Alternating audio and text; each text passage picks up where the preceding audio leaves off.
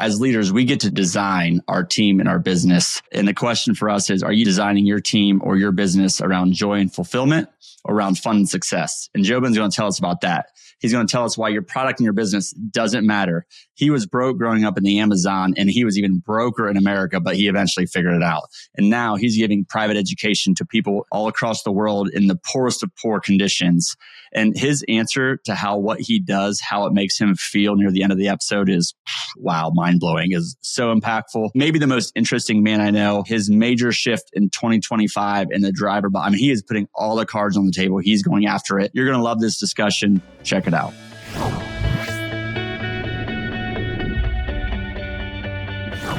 Hello and welcome to the Purpose Matrix. I am very excited for today's guest, JoBen Barkey. JoBen, how are you doing today? I'm doing fantastic. Let's do this. First, I want to tell you about JoBen because he is a special guy doing great things. So first, he grew up in the Amazon rainforest. I want to hear more about that. Owner, entrepreneur, purpose-driven leader, founder of Soccer Shots of Orange County. He's doing amazing things between what he does, his wife. They have an amazing organization, nonprofit called the B7 Foundation. I want to hear more about that and what you're doing, why you're doing it. Better Together podcast, which I highly encourage. We're going to talk more about what that's all about. Bring us back, though, and tell us, 2025 version of JoBen, but tell us about an earlier version and kind of some of the transitions and things you went through, both from a business and personal perspective.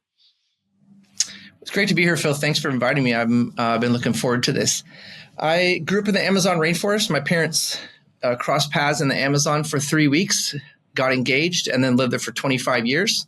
So that's the very short version of how I ended up in the jungle. You fully grew up in the Amazon rainforest. Not like you weren't there for a year. You grew up in the rainforest. Till I was 18. And then at 18, I wanted to go and get a post-secondary education. Most of my cousins had gone to a private university in Canada. And so I didn't know that most people apply to a bunch of places. I basically wrote a letter being like, this is the day I arrive, looking forward to it. I had no clue, right? And so I ended up in Western Canada by myself with $15 and barely a change of shoes. I had one pair of women's Guess jeans. I had a borrowed pair of shoes I had to borrow the day before because my mom, she's like, they're not going to let you on the flight barefoot. And I'd grown up barefoot my whole life. And so I was like, well, that's a problem. I don't own any shoes. So we had to go around the neighborhood and ask for shoes. And somebody gave me a pair of shoes so I could get on the plane. And then a couple pair of T-shirts. And so came to North America by myself, had no help, paid my own way through college. Doing hard manual labor jobs. And then I had no idea what to do next, right? Like, so, I think almost every graduate from college has a piece of paper and they're like, what does this mean? Yeah, right. And so my parents had moved up during my college years. And when I graduated, she said something really cool. The week I was graduating, she goes, and now you know. I was like, what do you mean? In my head, I'm like, I don't know anything. I have a piece of paper that says I have a degree, but I don't know anything. She goes, and now you know that when people graduate, they barely remember any of what they learned, but they know where to find stuff. And you know how to interact with people, how to create opportunities for yourself. But now it's just an open competition, and your degree just gets you a spot a little bit further forward in line, but you still have to win the competition. You still have to win the job. And so now you know. And I'm like, oh, man, I feel like I could have gotten into this line without this expensive piece of paper. Yeah, but this was all necessary to figure that out. Couldn't you just told me that, right? So you went to college, you got that degree, and then, it sounds like you worked your way through that as well. Like this wasn't just college only. Like you had to put in the effort there. What came next then? I had worked in reforestation in Canada. The forestry industry is sustainable. They do sustainable forestry. And so based on the amount of stumps that a lumber company harvests, they got to replace. And so no lumberjack with a saw wants to be out there planting little baby trees. And so they hire us college kids to go do it. And we get paid per seedling that we plant. We get paid really low amounts, 10, 12 cents per seedling. And so we plant as many as we can in an hour, many as we can in a day, as many as we can in a summer. And so I started doing that job right away. And I would work 13 days on, 1 day off, 12 to 14 hours a day, living in a tent in northern Canada. And up to that point, sometimes the entrepreneur as a kid gets misunderstood as somebody who's lazy or always cutting corners. and annoying for people who just like, we do it this way. This is how we've always done it. And so when you have a kid that comes along, that's curious and always asking why, and like the answer, because this is how we do it, or this is how we've always done it, never settles. We can't settle with that. And so we look like the kid that's trying to cut corners all the time, but we're like, but why don't we just do it this way? And so I didn't know that I had that entrepreneurial drive inside of me. Of course, you look back and you're like, okay, there is like so many examples of me getting my hustle on and me having no idea that was the training ground as a kid for what my life would become, which is this entrepreneurial journey. But it was training for your parenting, I suspect. It's like, okay, like that. I mean, as you said, that like confused and lazy versus curious, like the way you framed is like, no, that he's this kid, he or she is curious and maybe entrepreneurial, maybe not, but they're curious. You know, so often like just listen. Like, of course we know better. Just listen to us, right? And sometimes that's probably right with a 7-year-old or 9-year-old boy that might be thinking of. I don't know if you have experienced that, but sometimes it's absolutely not right. We're doing the wrong things, or we're pulling them away from their natural tendencies. So that's how you grew up, though. You're applying that. We're going to talk about family and kind of core values. I mean, just really neat what you're doing there too. But so, by the way, Northern Canada, 12 to 14 hours a day. I imagine the weather wasn't phenomenal in a tent for 13 days straight. So the conditions, like just kind of, let that settle in if you're listening. We've developed some work ethic here, I suspect. So, and also you eat what you kill. You get paid for your performance very much so. So kind of how did that evolve and what came next? Well, I always love the pun that I made up early on. Tree planting, it's intense because we literally lived in tents the whole time, and it was nonstop intensity. You just worked and worked and worked and worked. And so I progressed through that. I had success as a planter. I was highly motivated. And I have a brother, Josh, who came up and went to the same university I went to, got into the same industry, worked in the same camps, and we both leveled up within that industry and became known as two brothers that just like worked our tails off. And so I went up through that, became a foreman, ran a 12-man crew, then an 18-man crew, and then I got put in charge of a 42-man camp. And I was there. Like, I understood how to run all this. Physically, I looked like a 12-year-old. I hit puberty late, so I'm 24. At one point, I was 27. And we had gotten in late into this town. I had a crew of, I think I was 25. About 25. I had a crew of 18 at the time. And we went into this pub for dinner. It was the only thing that was open. And I walked in, and this is in Alberta, where the legal age is 18. And so I walk in 25, 26, or in that range. I walk in and I get ID'd. I get carded 3 times on the way to our table. And my crew was already sitting down, and they're just killing themselves laughing because none of them got carded. And I was the only one that got carded. We come out of the bush looking all grizzled, and they're right away. They're like, no, you grew a fake beard. Nope. And so that was a challenge for me, was overcoming how young I looked. I did pivot and use that to my advantage later in life. I stopped correcting people when they would say things like, man, I just can't get over how accomplished you are for your age. And I was like, it serves me better to not tell them I'm 31. Yeah. I'll just let them just think I'm, 23, 24. So it obviously eventually catches up. But for a time there, I looked like Doogie Howser for your older audience. I looked like this kid prodigy, and I was a really hard worker, but I was not a kid. I worked in a man's world. We had almost all men on the crew. In fact, when I ended up hiring my wife, she was the first female that had worked for me, not because I didn't hire girls, but just because I was very candid about how challenging the work was, physically demanding, and people would self-eliminate. Many, many men would self-eliminate, but most of the women would self-eliminate as well, except for my wife. And so she became my first female employee. Let me tell you, when you're engaged and you've hired your wife as your first female employee, there's a steep learning curve and an eye-opening experience of like, oh, I don't know how to lead the other half of the world. And so I better learn this pretty quickly, especially since I'm going to marry her.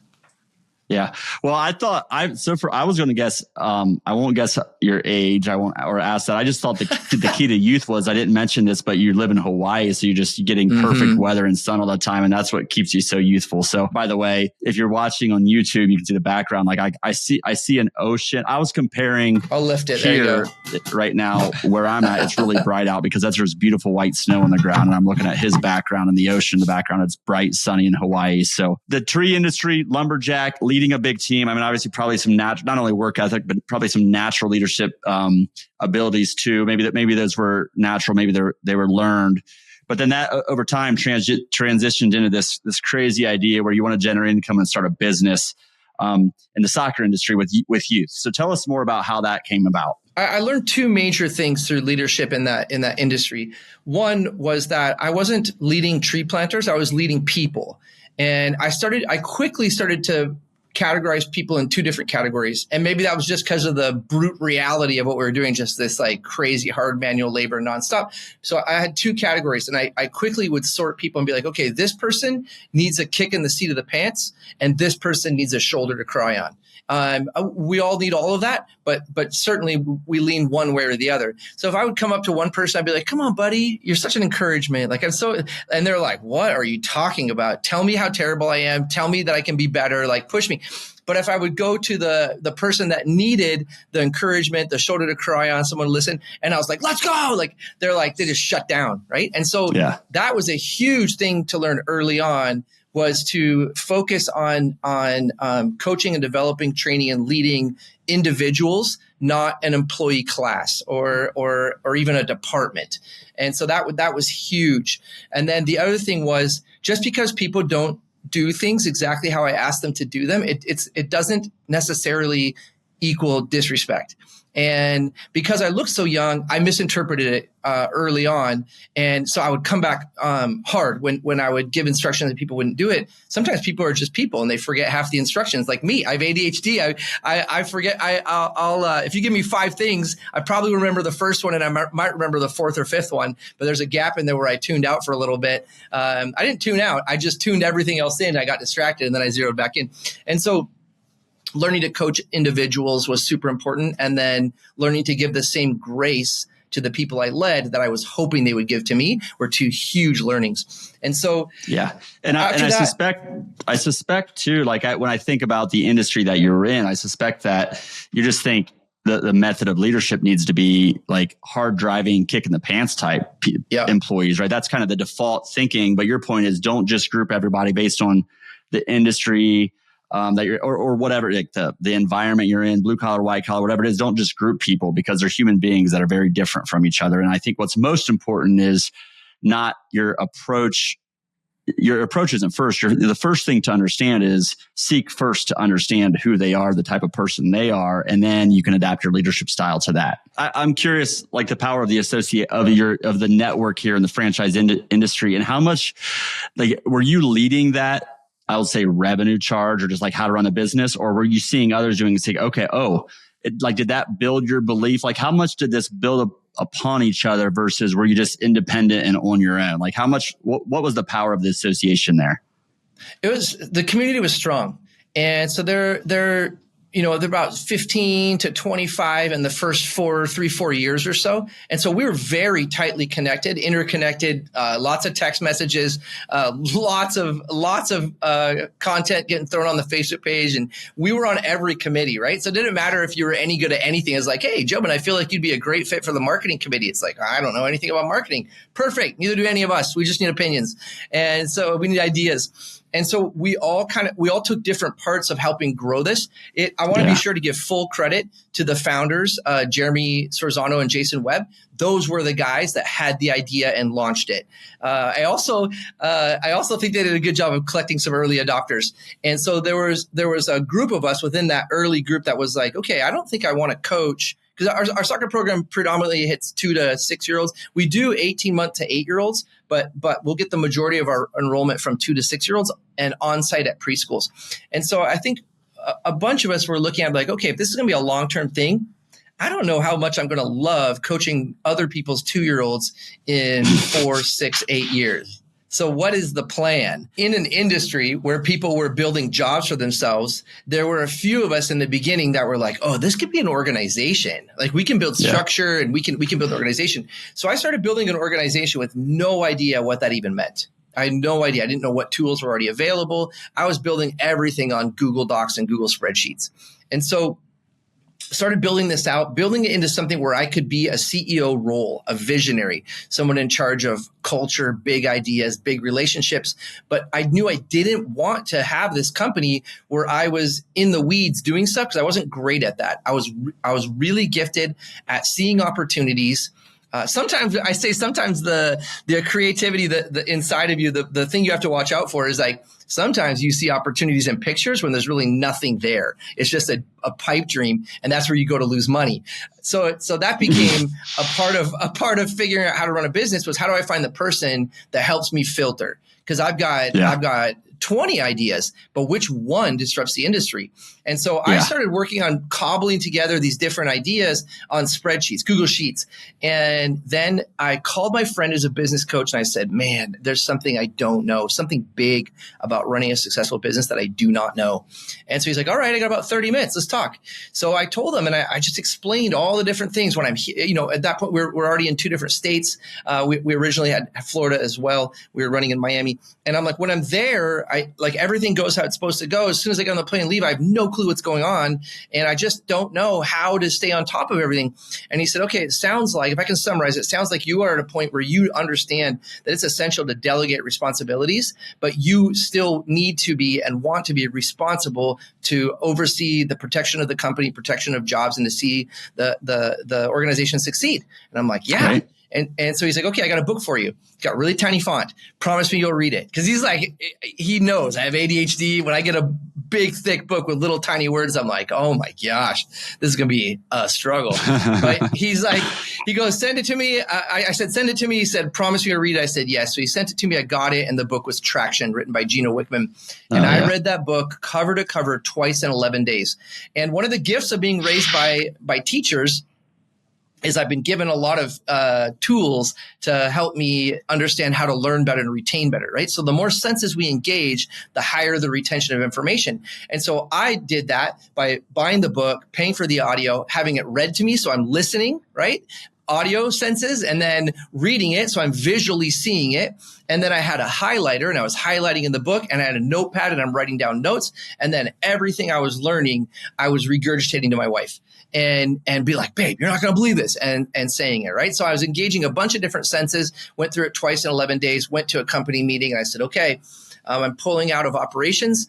I'm going to go to coffee shops. And I'm going to track 300 hours and I'm going to learn this thing. I'm going to read it cover to cover again. I said, there's more books in the library for EOS, the Entrepreneurial Operating System, written by Gino Wickman. And I said, there's more books. I need to read them.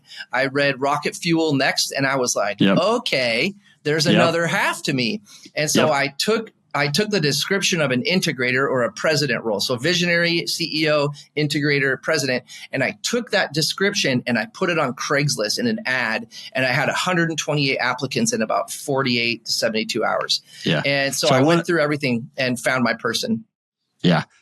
So, and you're about to get to your who too, but I want to just summarize something because I think it's so important, like to bring some of this together is, so first of all, in Soccer Shots, right? You had a powerful network of not only the founders, but also your peers that you guys and gals in the team just got together, and you didn't claim to have it all figured out. But when you get growth-minded people together, even if you don't have it all figured out, someone can lead the charge in figuring out how to do marketing and do research on it, but they can compound the impact of that to everybody else, right? Or operations, someone can deep dive and study that and have an impact on the rest of the business. So I assume that like the power of that had to be so compounding. The other thing that I think is really important to highlight is you talked about when you and your peers were early on in the business, you were very intentional about what do we want this business to look like? What do we want the culture of the company we lead to look like? What is our role in this business in the future? To business owners, to business leaders, to anyone out there, if you're running a team, if you're running a business, what do you want that to look like? Define it. You have to define the vision. You can call it vision, but just What does it look like as a team, as a culture, your role in that? Define it. If you don't define it, you have no chance of getting there. If you define it, you can start to move in that direction, and you're going to be paying attention to other people that have that and learning from them. And then I love the addition of engaging different senses. And we've talked about EOS. We've actually had an implementer on in the past. A month or two ago, we're using EOS Traction. I mean, Get a Grip. The Fable is a really easy read. The book Traction is kind of the textbook, but it's like we had a new employee start yesterday. We said, hey, you're going to want this. You can start to just reference it. Like, what is this level 10 meeting, or what are rocks or whatever? But it's an incredibly powerful operating system for entrepreneurs and also I think team leaders that can apply it as well. So I just wanted to kind of bring that together a little bit, because there's so much power in that last 5-minute segment that you talked about. And I wanted to highlight some of that. You read Traction, started to implement EOS, or wanted to implement EOS. And now we got to find our person, right? So you found your who. So tell me more about that and kind of how this transitioned. I just posted the description from the book and posted on Craigslist, had a ton of applicants, as I mentioned, and narrowed it down pretty quickly. Did a 4-hour interview, and then allowed her to interview my outgoing director, one of my directors that was leaving, and then offered her a job, and she took it. And I asked her like 8 months later, I was like, Nancy, why did you ever take this job?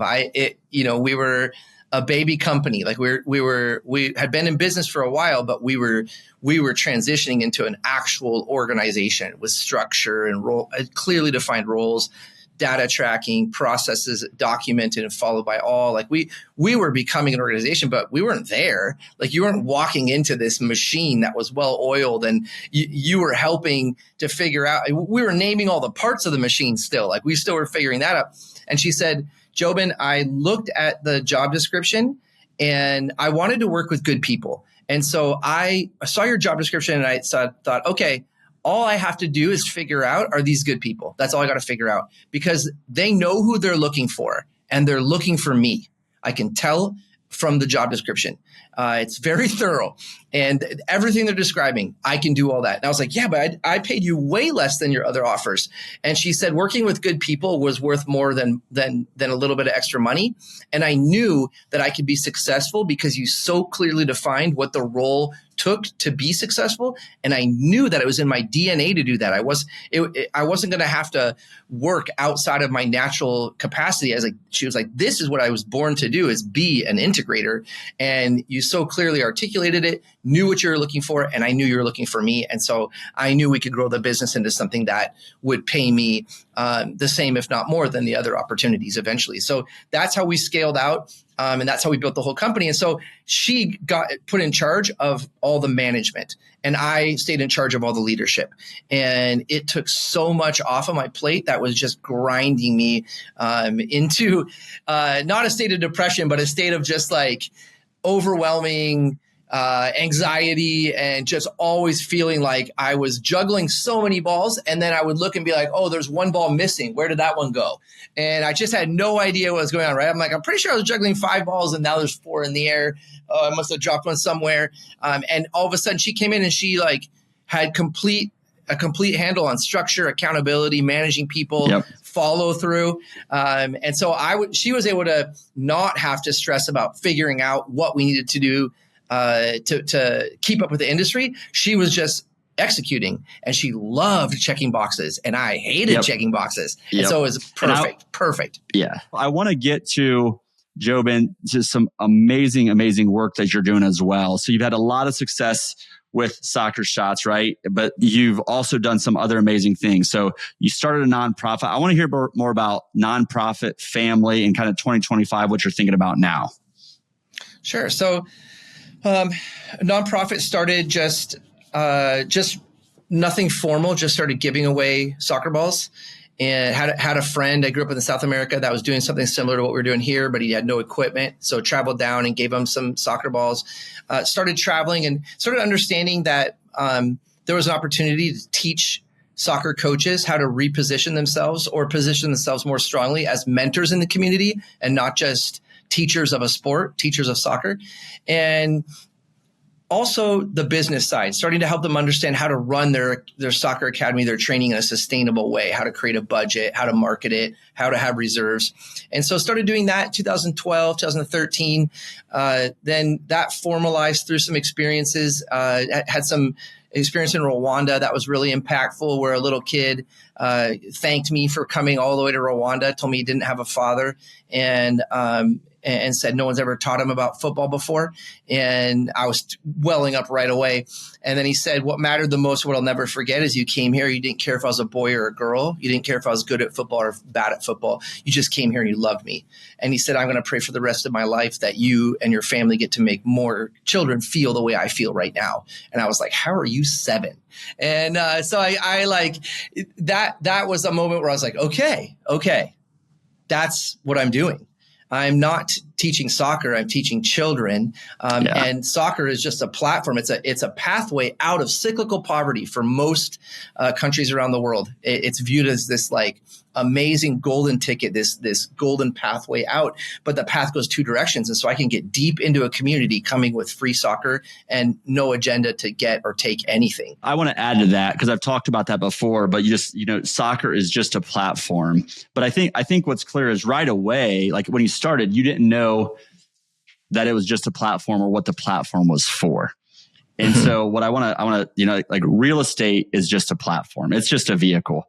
Your work, your business is a platform. It's a vehicle. But I think we have to ask ourselves, what is it a platform for? What is it a vehicle for? You have to make the decision. If you're leading a team or a business, you have a platform, you have it's there for you. It's there right now. But what are you going to use it for? So JoBen's going to talk about what he used it for and how that transitioned. But I want you to think about that. What are you going to do with the platform that you have? We have to answer that question. We have to be thinking about that. So I wanted to add that, JoBen, but I appreciate that. And it sparked like that. That gets me excited. So keep going here. My wife has a talk that she gives called Just Say Yes. And it talks through like all the different amazing and wonderful things that have happened to us over the course of our 20 years being married by just saying yes to specifically to opportunities to help other people and not worrying too much about the final destination, but saying yes to the next step and the next step and the next step, and the path becoming clear as we look backwards and being like, wow, isn't that amazing how all those things lined up? In the moment, we rarely know exactly where our next step is going to land. An opportunity comes, we say yes, and then we figure out how to solve and resolve the issue or the opportunity. I went to Cameroon on this trip, and that also feeds into one of our core values that is a core tenet for our family, which is help first. We don't ask if we've done enough. That's looking backwards. We simply ask what more can we do. That's forward facing, and for a visionary, that's our sweet spot. And so there came an opportunity in West Africa, in Cameroon, to go. I was invited to go there and help launch a nonprofit that was working with kids and with girls, giving them soccer opportunities. And so I went there, but then I also that was on the French speaking side of the country. And then I also went to the English speaking side of the country and did my own thing. And when I was there, I met an uncommon man named Kingsley. And I had no idea when I met him that our relationship was going to become a very, very close brotherhood between the two of us. But we started doing projects together. I went to his training session and I observed his academy, and I watched him do a training session beforehand where he was giving an HIV/AIDS awareness training to his older teenage kids, and he was doing water safety talk as well. And then they went and did their warm-ups. And when he came over to me, he's like, JoBen, it's just really important that people in our position understand that we have an opportunity to teach life skills to these kids because they're hungry to learn from us. We're not in a classroom. We're out on the soccer field. They're all choosing to be here. They all are hungry to learn. And we have the role of teaching them about this thing they're hungry to learn about, soccer or football. And he said, so we need to package that with other teachable moments. And I was like, this is my guy. And so that started, our first project, kind of small. And then it just grew into this like massive ecosystem that we built in Cameroon. What are you up to today? Like, what does that look like? There's a big shift in your business thinking, a big transition, a lot going on in 2025. Tell us more about where you're at now. one of the most miraculous things that changed inside of me was I completely disconnected my sense of value from the success of my business. And when I woke up, I realized it had happened about 3 weeks earlier. And I was a kid from the jungle who came to North America with $15. And I had a pair of borrowed running shoes, women's Guess jeans, and, 2 or 3 pairs of shirts. And that was it. And I built a multi-million-dollar company. I started training 63 kids and took that to a organization that trained 10,000 kids a year. And I was the success story. And look at this successful organization I built. Well, that is super fragile because anybody who runs a business.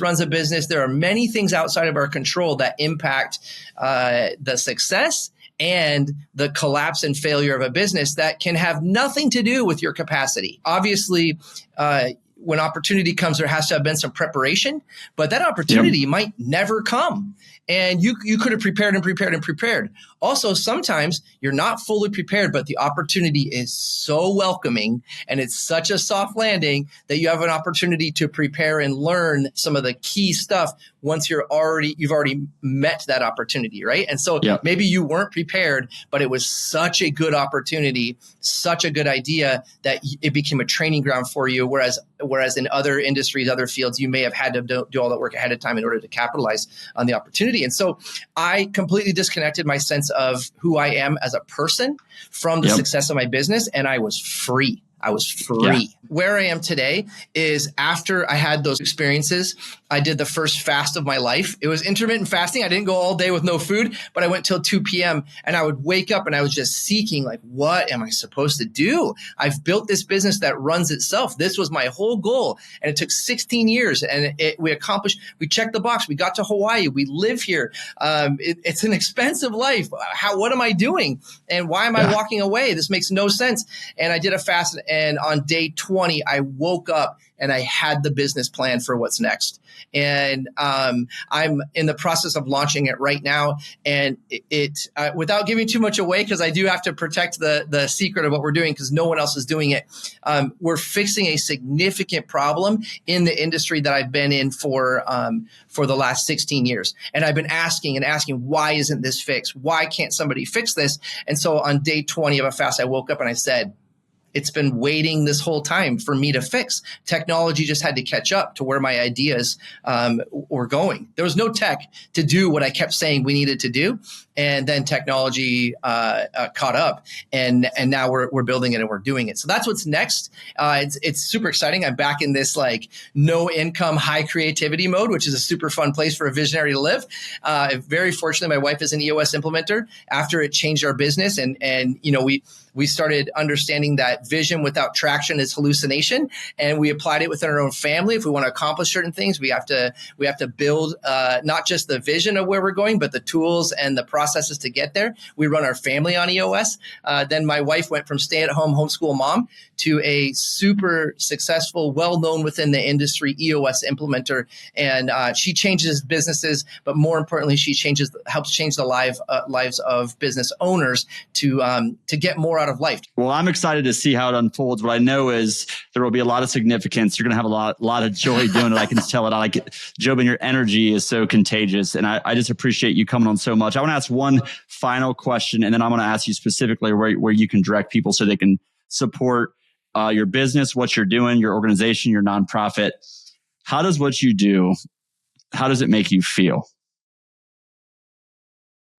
At peace. Yeah, peace and contentment. There's not a lot of entrepreneurs that feel that, and I feel absolute peace. And I'm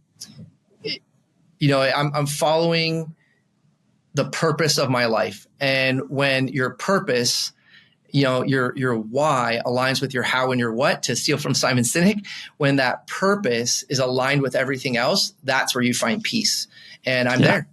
And I wish and hope that for every person I meet. It's why I can't help but share my story, share what's happened in my entrepreneurial journey, my journey as a father, as a husband, as a kid coming out of the jungle, but most importantly, my journey in pursuit of God. And the story is fantastical. And I don't ask people even to try to feel any certain way about my story. I just ask them that when they've heard it, to be introspective and to start pursuing their own story. What if that worked for JoBen? Is that worth trying? Is that worth trying? Because he seems to have figured something out that I'm pursuing.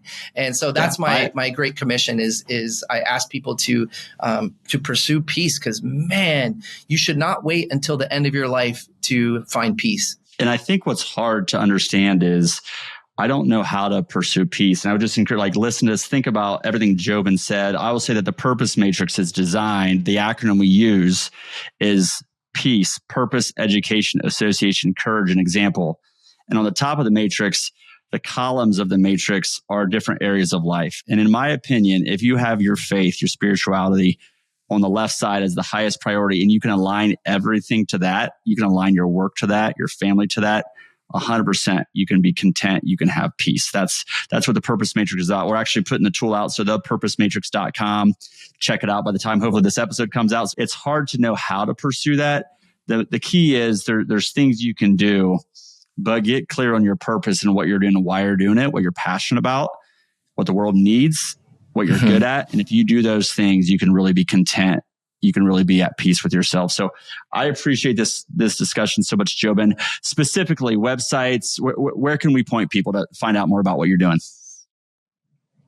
Yeah, our nonprofit work in Africa always needs partners, people that are willing to come alongside us. A $5 a month donation goes a super long way. That's what we ask you for. Would you donate a cup of coffee a month? And so I'll give you that link, and I can give you a QR code that links right to what we do. So it started with a few soccer balls, and it's progressed into, we opened 2 elementary schools, 2 private schools. The admission requirement is you just have to walk to school. So we now have 700 kids getting a free private school education. I couldn't pay for all that in an ongoing way, but everything we built is sustainable. So I started a taxi company in West Africa with 5 taxis. Now we have 22 taxis. The profits, so we're providing 22 full-time jobs for our taxi company. The profits pay the teachers' salaries. And then there was a cholera outbreak. And so Kingsley and I, 2 soccer coaches, we YouTubed how to start digging wells and started a well digging company. So we started a well digging company. We ended up buying some land. And then I flew to Kenya and took an agriculture course, and we opened an agriculture school. And so we trained 40. Yeah, I didn't even get it. This is a whole other podcast. Interesting. I know. And we started this agriculture school. We trained people how to there's a food insecurity after COVID. So we added 6 nutrition crops and 2 medicinal crops. One of them is Artemisia, which is what every malaria medicine is made from. We sell the crops that the students grow at our school, and we buy medicine. And then we opened a pharmacy, and we put medicine on the shelves from the crops the students grow. And then we sell the medicine for just enough to pay a registered nurse to work at full time in an area that's 2 hours away from any medical facility. So it's just this whole thing. And so I read an article in the Tampa Bay Times that talked about 50 nonprofits in the U.S. that give less than 4% of the money they raise. And at that point, they were raising billions, and 4% was going to the actual projects. And so I built a nonprofit where 100% goes. I've never taken a penny for any of the work I do. I think there's 4 ways we give: time, treasure, talent, and talk. This is my talk. This is how I give to that, is I spread awareness. But I'll give a QR code and a link. b7family.com takes you to our family page where you can link through to donate. But I'll give a QR code to you and a direct link for anybody who watches this. Maybe I'll even make it named after your show. We'll do a little link in there. And anybody that wants to donate, we love individual donations. It makes a massive difference. But if anybody is willing to do a small monthly of like $5 a month, it makes a massive difference, because every single dollar ends up in West Africa. We've never taken a penny for anything. And so it has a huge impact. And I first of all, I appreciate sharing. Like you're so you're the most interesting man, and it's awesome. I love this. So, but more importantly, honestly, I love what you're doing and the passion behind it. And when you're so focused on it, you're coming up with different ideas. And there's probably other things we just didn't get a chance to talk about today. But I just ask you listeners, $5 a cup of coffee a month. Just check out the website. We'll put it in the show notes. A cup of coffee a month. And $5 in the US is a cup of coffee. $5 in different countries, different parts of the world goes a long, long way. So I appreciate the contribution. JoBen, I appreciate what you're doing, your time to coming on to share your story. It's been really impactful for me, and I know for our listeners too. For the Purpose Matrix, signing off.